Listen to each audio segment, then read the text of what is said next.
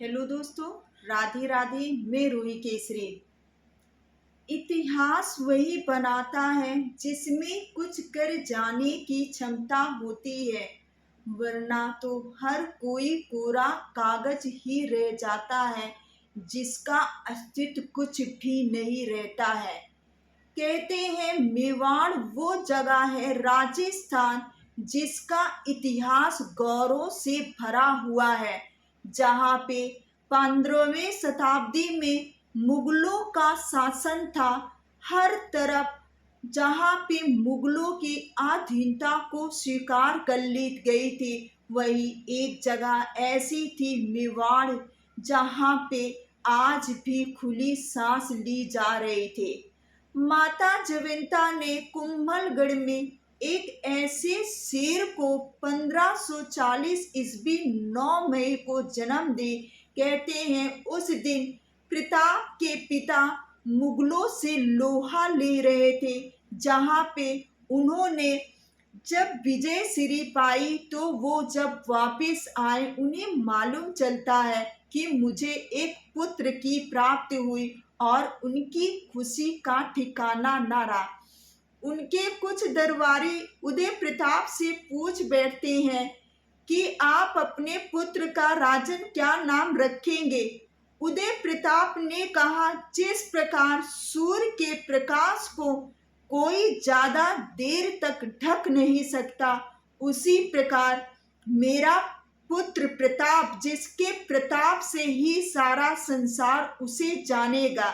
उदय प्रताप ने उनका नाम प्रताप रखा, और जागे चलकर जिसे हम महाराणा प्रताप के नाम से जानते हैं।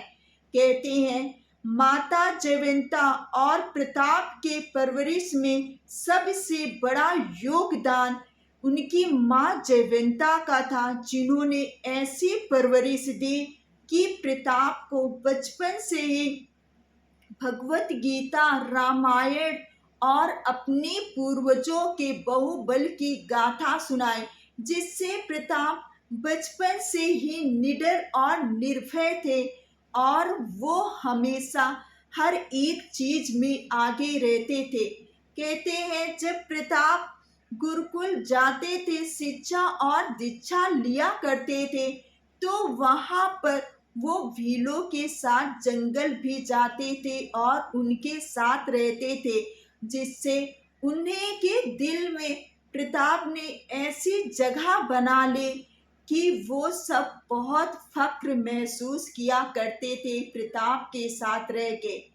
प्रताप इतने बहादुर थे कि बचपन में ही उन्होंने अफगानों के बस्ती में शिविर में जाकर उन्होंने हमला बोल दिया, जिससे वहां पे उन्हें विजय श्री मिली, जिससे उनके पिता उदय प्रताप उनके ये गौरव और बाहुबल से बहुत ही खुश हुआ करते थे।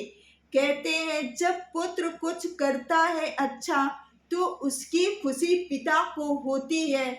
उसी प्रताप उदय प्रताप के पुत्र प्रताप ऐसे थे जिनके कारण उनका सर गौरव से उठ जाता था।